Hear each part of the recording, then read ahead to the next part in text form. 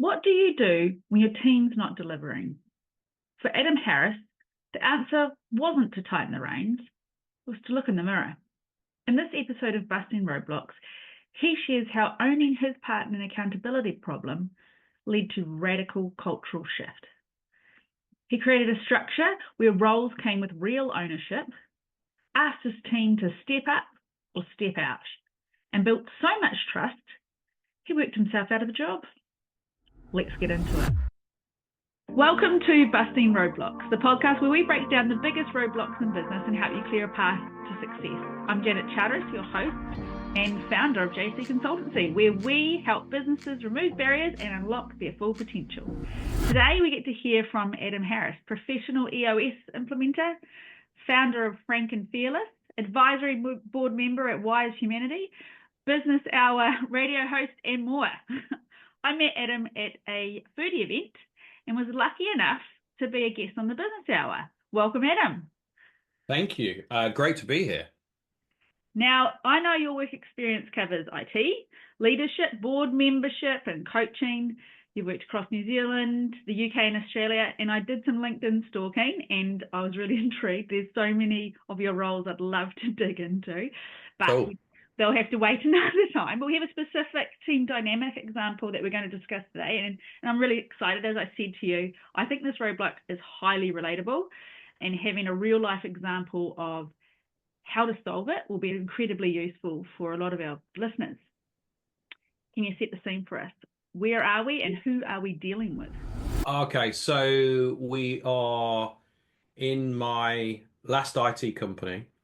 I'm the managing director, and I've got a team of 60 people. I've got a leadership team of 5. And what I was finding is that we'd set the strategy and the intention of how we wanted to move and how we wanted to grow forward. But the execution piece was the thing that we were struggling with. And actually, when I was able to kind of take a step back and reflect, it was clear that we had a lack of accountability. Right. So it was always somebody else's fault. Customer or internal issues that were coming up. Nobody was wanting to take responsibility and be held to account. So yeah, that's the scene. And it was driving me up the wall. It would drive you up the wall because you're a really action-orientated person and you know how to self-motivate, right? So you're like, okay, we've got a problem, I'm off. And to see other people go, okay, we've got a problem and Joe's going to do it. Or no, Bob said he was going to do that, would be incredibly frustrating. So our roadblock is a culture of inaction or a culture of not grabbing and holding responsibility. We've got the situation where you've got a clear strategy and you thought everyone was on board, but we're not getting any movement forward. How do you go about turning this around? Okay, so the first thing I had to do, and this was the hardest part, I had to look at myself in the mirror, right? And kind of go, I'm a visionary. I'm thinking forward all the time. You mentioned I've got a very high work ethic. So I just want to grow and move forward. And actually what I realized was a couple of things. First thing is that I have to appreciate, respect, and understand that people are not like me. Because if they were, they'd be running their own business. So like getting that self-awareness to start with and kind of going, that frustration that was building within me, it was easy for me to project onto somebody else, but actually I had to take that ownership and responsibility and go, right, if they don't understand, first of all, who's responsible for that? And that falls on me. Yeah. Okay. So I had to understand that for starters. And that came about by first and foremost, having a coach. Yeah. So somebody that was challenging my own thinking and would often, as I do when I'm coaching, say, is that an assumption or a known fact? Wow. So that piece of checking in and having an accountability partner is really, really key. And then the second thing is around being within a mastermind group. So being with other groups of peers who are other business owners, who are going through a lot of the same issues, challenges, and opportunities. And it's kind of a case of what I was going through. Somebody next to me had been through something very similar. The person next to me was going through it, and the person opposite me was going to go through it at some point. So being in and around people that I could be challenged really has been an important piece for me being able to move forward. So is there also kind of information gathering? Because I mean, you're information gathering about yourself, but I think that mastermind bit is really interesting because I think you'll hear me say this a lot through all the stuff that I put out there is there's so much about management that's academic, and you're like, that's fantastic. Have you ever tried to implement it? Because it's really difficult because you're dealing with people, right? So when you've got that mastermind group, you've got 4 or 5 other people who are trying to do what you're doing and going, this is the barrier I've come across, and then you can come up with different ideas of how to solve it. So you're doing this massive information gathering, really, aren't you? Absolutely. And, I'm married to somebody who's got a PhD who does a lot of research, but that's it. Research it as opposed to action and real life action. Like you can read and listen to a lot of podcasts, but and they say a lot of the same thing. But one of the things when you asked me to go on is that I was keen because this is the real tangible stuff. This is the juicy bit. Yeah. And somebody will listen to this and kind of go, actually, do you know what? I already did those 2 or 3 things. Oh, maybe I need to think about it differently. Or there's like that, and maybe it's the teacher within me. It's like that aha moment, which is like, I hadn't thought about doing something like that. Yeah. Yeah. And I think sharing real life examples, it's ugly and it's imperfect, and you hit another roadblock, but you kind of go, broadly, this is what I did. It didn't, we didn't have smooth sailing, but we got there. And I just kept going until I got there. So we've gathered all this information. You've now got some peers that can help you, and you're more self-aware, which, I can't underestimate the power of being self-aware. How did you implement that back into the business? So I'm not sure if it was that time or a time before, but what became there's a phrase which I now use, which is really prevalent, which is clarity creates confidence. Mm-hmm. So what I realized is that my direct reports didn't have clarity. Again, I had to take part responsibility. Yep. You mentioned before about culture. So how do I create a level and a culture where people, if they don't know the answer, are able to put their hand up and go, hey, Adam, I'm not sure. I don't have clarity. Yeah. Can you give it to me? Right. So there was definitely a big cultural piece, but actually the big thing is that, I came across or was introduced to a book called Traction, Cool. which is the first book in a series of about a dozen books based on the framework and the methodology called EOS, Entrepreneurial Operating System. And there was 2 things within that which became really, really clear for me. Mm-hmm. The first was around, instead of having an organizational chart, to have an accountability chart. Yeah. So really, and this took some time and some assistance to kind of get to that point, but really kind of looking at the business and kind of going, let's put to one side what's happened previously. Now let's think about where we want to grow the business and moving forward. What are the seats? So this aspect around structure first, people second. Yep. So let's build out the structure. And it wasn't a case of just me. I involved the leadership team on the journey with this. So what do we, inverted commas, what do we need to have the structure for the business to be able to move forward? So the demarcation of understanding the different seats and the roles, the 3 to 5 roles that sat underneath, that became really, really clear, because then it was like, if somebody was accountable for sales, they were accountable for it. It's like, own it, live it, be it. Yeah. Like, if you need any support and assistance from everybody else, but you're accountable for it, get on and do it. Yeah. Right. So a large part of it was about, by having the structure and then looking at the culture in creating a kind of a trust first aspect of kind of going, hey, Janet, you're accountable. If you need anything, let us know. But otherwise, just get on and do it. And I know from the conversations you and I have had is that it's a big challenge and a big culture. Yeah. Because more often than not, people are used to being told what to do. Yeah. Yeah. And I don't have the time or the inclination to do it, because if I'm doing that as the visionary and the leader within the business, I'm being dragged down as opposed to thinking forward. And then why did you employ all of these well-paid adults who apparently have the ability to run their entire life? So why not run their section of the business?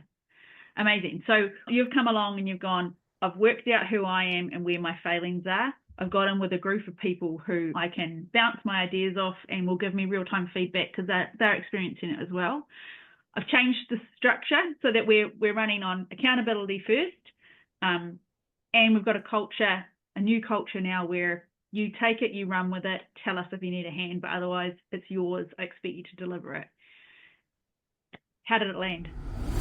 So there's just one more piece that I Oh, didn't sorry. mention. No, yeah. No. So once we got the accountability chart, is to sit down and with the leadership team to start with and go, right, okay, let's look at the leadership team first. Yeah. All of the roles are now up for grabs.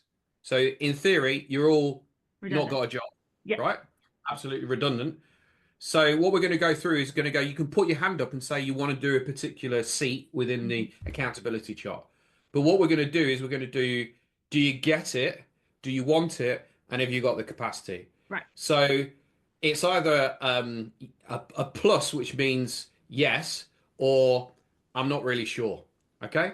Yeah. So plus means 90% you get it. Plus minus is 50-50, or minus would be I don't get it. Okay. So let's take, for example, the visionary seat, the managing director, leading the business, coming up with the big ideas, um, thinking about and understanding the culture within the business.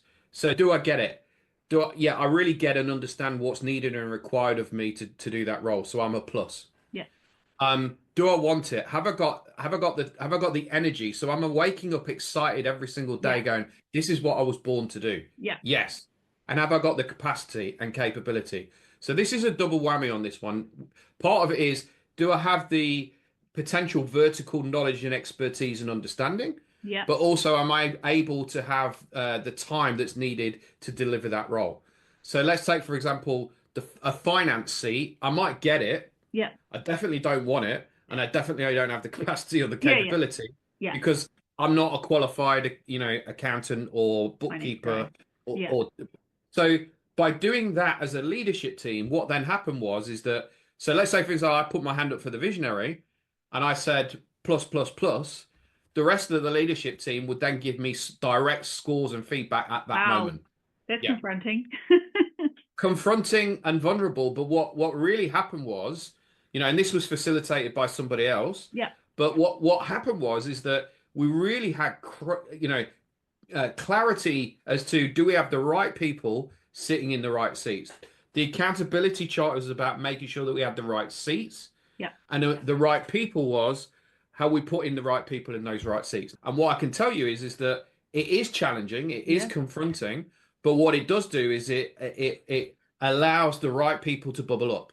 Yeah. And some people don't like accountability Nope. and will naturally just leave the business. Yeah. And other people that you've never thought before that were willing and able, as soon as they've got that clarity, they suddenly start to rise. Yeah. Okay.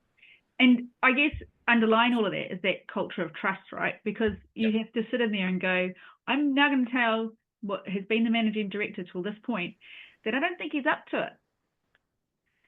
And I'm hoping someone else is going to back me on this, or I might be at the door.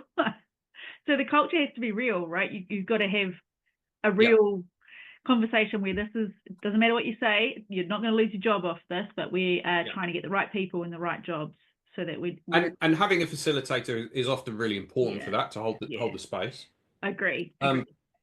But the other thing is that, we have a duty of care, like as a business owner. Yeah. I have a duty of care to make sure that we've got the right people on the bus.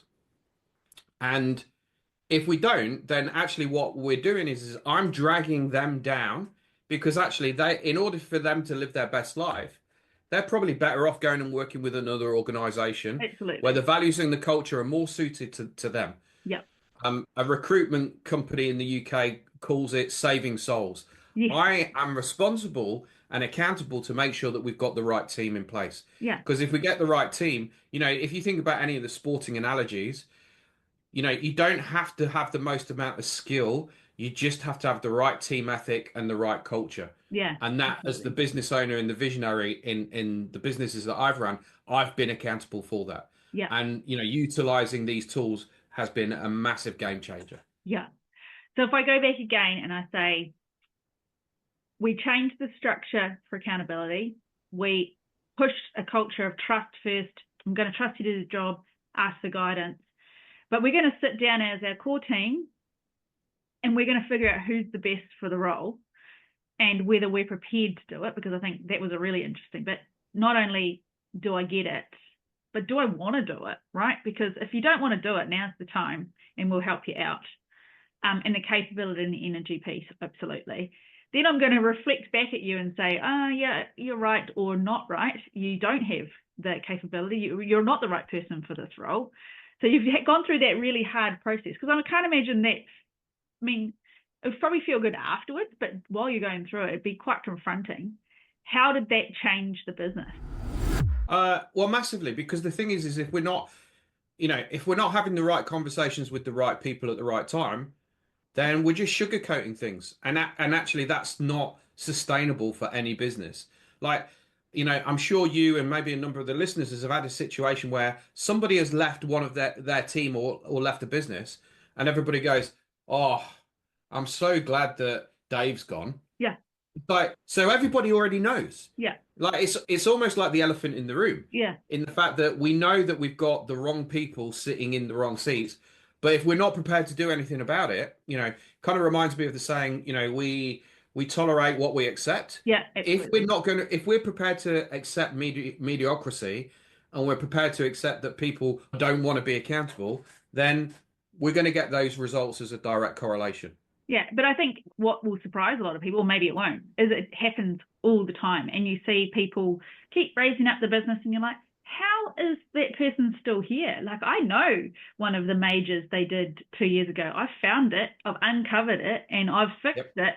And they're now general manager. Like, how did that happen?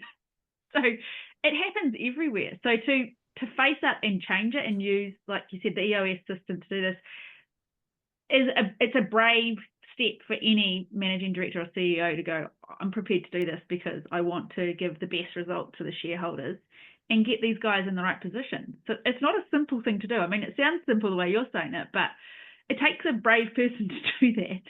It does, but one of the things I'm often saying to business owners now is that, what's the business that you want? Mm.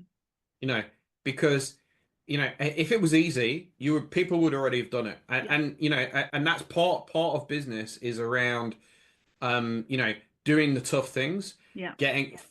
being aware and seeing those roadblocks, and then being prepared to look at them and kind of go, right, I've got to own up, or we have got to deal with them, Yes. because Yeah.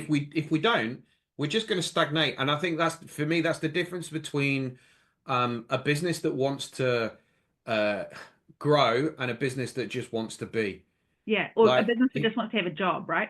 I've just created a absolutely. job for myself. Well done. Like, go work for Yeah. someone else if that's what you want to be doing. And there's a huge beauty in again, for me, my mindset is I want to create leaders. And being a leader, there's a real distinction between being a manager Mm-hmm. and being a leader. Yep. And my observation, and you and I have spoken about this, is that there's so many people that that have the perception that they're leaders, and they're not, because they're not prepared to have those tough conversations. They're not prepared to delegate and elevate through to people in their team. Yeah. They're not prepared to have those tough conversations. So you just kind of, you're on that kind of hamster. The business is on the hamster wheel, and it's kind of like, if you always do what you've always done, you'll always get what you've always got. Yeah. Yeah, there has to be a level of involvement. There has to be an aspect of leaning into the uncomfortableness, Ooh, you yeah. know. And that's one of the reasons why, our coaching and consulting business is called Frank and Fearless. Yeah. Because, how, where, and what do you individually and collectively as a team need to be doing to be having those frank and fearless Yeah. conversations? Yeah. And if you're not prepared to have them, then yeah, you'll get the same results you've had to date. Absolutely. So this business that you're in at the moment, or not that you were in with this situation, we went and made Yep. all these changes, because now obviously you've gone, this is the most amazing thing ever. I'm going to go and figure out how I can help and be part of the EOS system. What happened? Did you manage yourself out of a job here? Is that what I'm hearing? Absolutely. I managed myself out of a job Good work. because part of it was to move and leave the UK to come to New Zealand. Mm-hmm. But one of the things I'm often teaching people is your sole responsibility is to make yourself redundant. Yeah. Like, by doing so, you're delegating and elevating through to the people beneath you or beside you. Yeah. Which then allows the space to be created that you're then able to kind of step into and go, actually, do you know what? I think it's really great if we start this division of the business. Or I really feel that we could be adding value over here. Yeah. And that's what happened with me is that I delegated and elevated. There Yeah. was somebody else that wanted it. I was like, cool, I'm gone. Yeah. Wow. And the business now, I mean, I'm sure you're like me, you still keep an eye on the old businesses you work for. How are they doing? Oh, they're doing great. I'm sure they've had their challenges, but I'm I'm a really good creator and instigator, and I love kind of bringing things and people together, Yeah. getting them going, and then kind of like I often say I'm a little bit like Nanny McPhee. Like when my energy and my style is can be quite um, some people say confrontational. I use the word carefrontational. I do Mhm. everything with Yeah. means and purpose.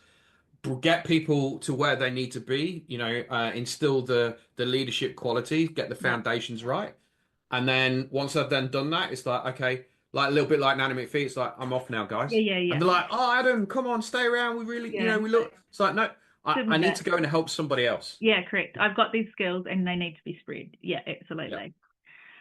Well, I think that's a really, like, honestly, a really good example of not not burrowing down on people and going, right, I've got a problem, people aren't doing action, I need to get in on them and stand over them, because so many managers do that.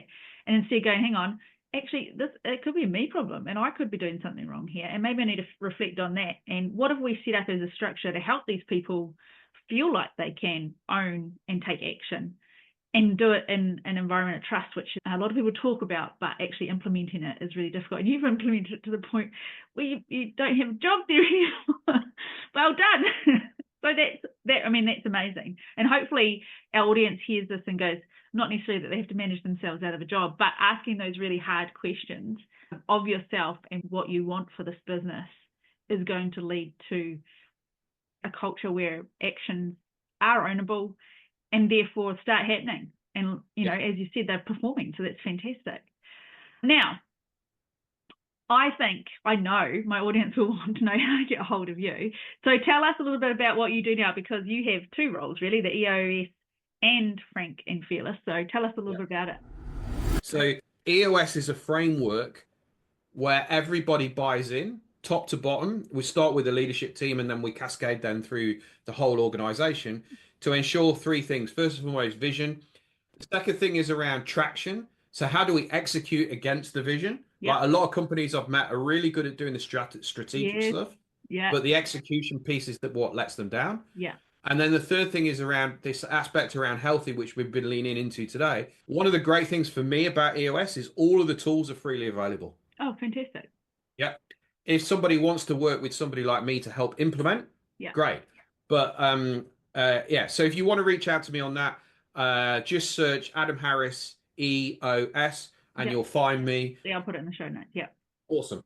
I've also got a business where I'm the visionary and my wife is what we call the integrator. She's the one that runs the business. Yeah. We've got 20 odd coaches globally that work with business owners, senior leadership teams, and we do a number of things from one-to-one coaching. We do board facilitation. It's all about, we work on this basis of start with the end in mind.